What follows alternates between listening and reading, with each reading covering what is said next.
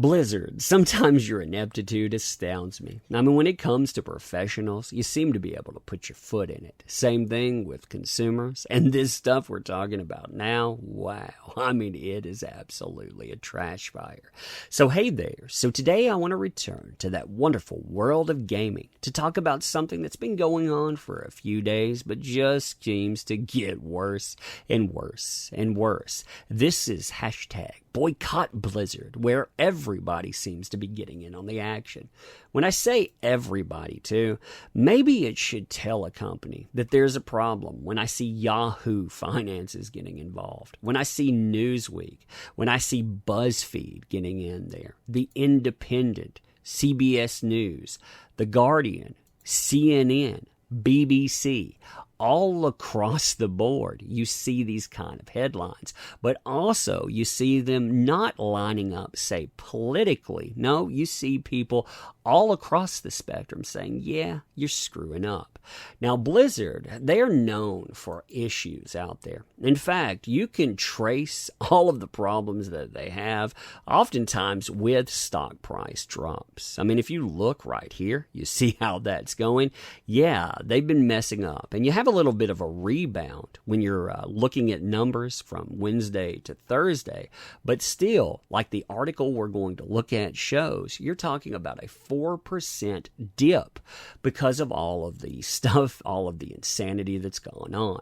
Now, when we talk about the issues they've had too, this isn't the first thing. I mean, this is far from it. I mean, when we look at, say, a professional level, you'll find stories where people tell you about the nightmare scenarios behind closed doors. In fact, I was reading one not too long ago wherein a professional was saying, hey, I wanted to work for this company. I kind of needed to. But when I got promoted to a certain level, I found that, well, current year mentality was all around me, and it made my life miserable to the point that I thought about doing something drastic. When you look at the consumer side, it isn't much better. Sure, consumers out there, they may not go to that low end, but you find them walking away from this company in droves. Considering what they bring to the table oftentimes, that shouldn't be happening. But Blizzard has a funny way of getting in its own way. And then when you look at this stuff right now, again, solidarity across the board, it's kind of strange to look at and to note.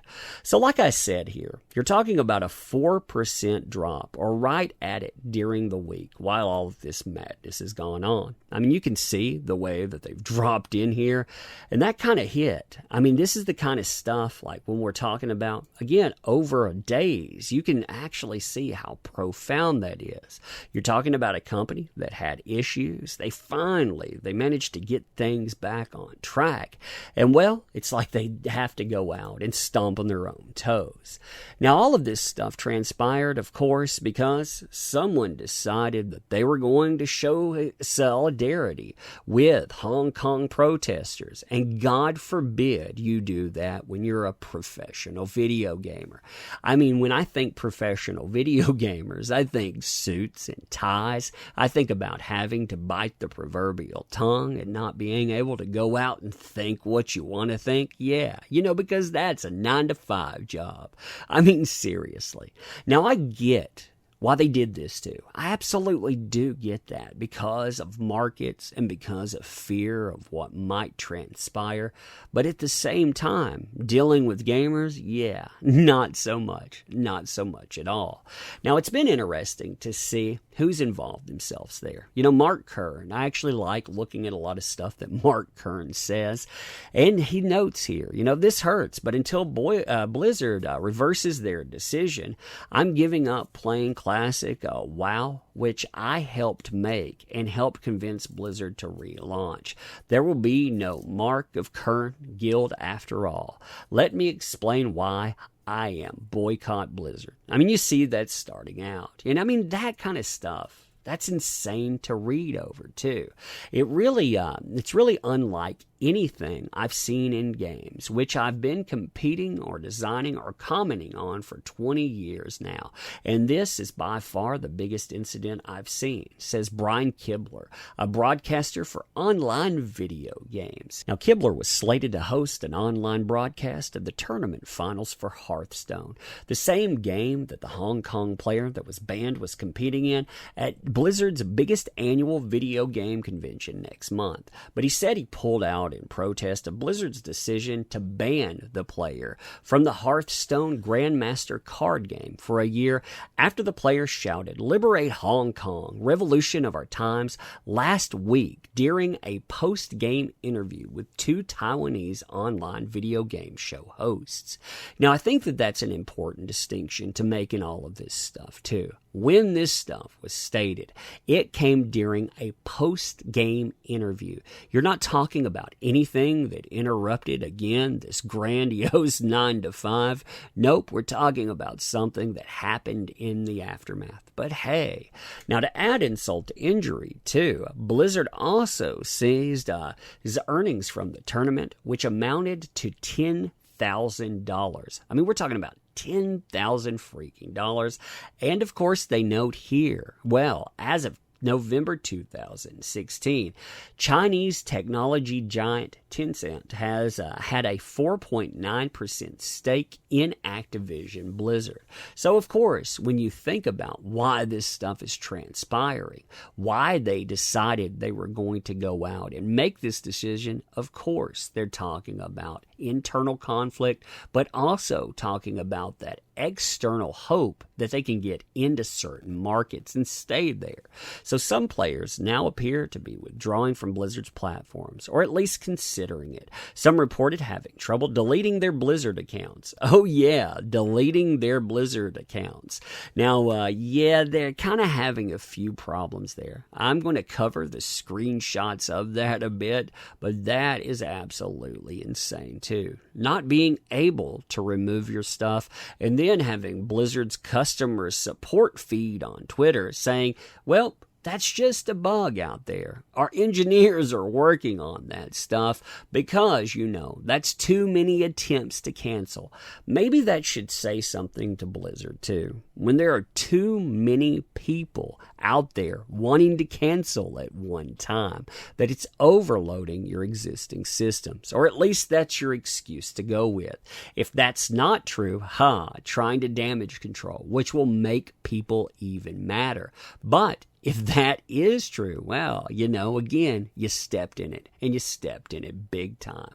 So Blizzard did not respond to multiple requests for comments. Shares of the company have gained ground since slumping earlier this week. So here you see, they're talking about what was going on with that, with our engineers are attempting to identify what exactly is transpiring and on. You can see that coming together. Yeah, and they also, in this, they bring up Activision counting on China growth, which, of course, I wonder what you're willing to sacrifice to get into those markets, because those markets, you're talking about huge ones, but again, at what cost? At what cost, indeed? So the controversy comes as Activision is struggling to boost results at Blizzard, which primarily makes games for PCs. The stocks have largely been flat this year, but fell 26% in 2018. Now that, of course, it comes from all types of reasons, but look back at their headlines again. If you want to see a company, that continues to understand how to fail, bam, there you have it right there. Activision merged with Blizzard as part of a deal with another company in 2008. Blizzard's titles last year made up just over 30% of Activision's overall $7.2 billion in sales, but sales led by its aging World of Warcraft game have been falling. Even before the Hearthstone issues or brouhaha, analysts have expected Blizzard's revenue to slump 28% this year to $1.7 billion. Hearthstone alone generated $385 million in sales in 2018, a figure forecast to drop to just over $300 million this year. Blizzard is supposed to announce new titles coming up So you see how this is going, and you see exactly what type of hit they're going to have. And well, you see why they want into the Chinese market. So you can understand why they think that they need to get in there. And they do. I agree. They need that money because there's a lot of money to be made. You have an expanding market in China. You have a huge middle class that's coming up. But again, what type of hit can you take in that? And also, while you're talking about that, what kind of headlines can you take? So you see all of this stuff, like I said, playing out. And it'll be an interesting story to cover because this is far from over. It's gotten messy. It's going to get messier. And again, you wonder what kind of hits companies can take. But anyhow, when you see this stuff, what do you think about it? I've known a lot of people that have canceled games there. I wonder exactly how people that are seeing this, what do you see in that? What do you think about that? Does that make you want to cancel stuff as well? So to end this video, I want to thank you for showing up. If you like this kind of stuff, make sure you're subbed here. Make sure you hit that bell. You know the drill by now. But yeah, I want to thank you for coming in and making these endeavors possible. We're not like Activision. We want you to show up. So thank you. I appreciate you, and we'll be doing all of this stuff again really soon. Thanks.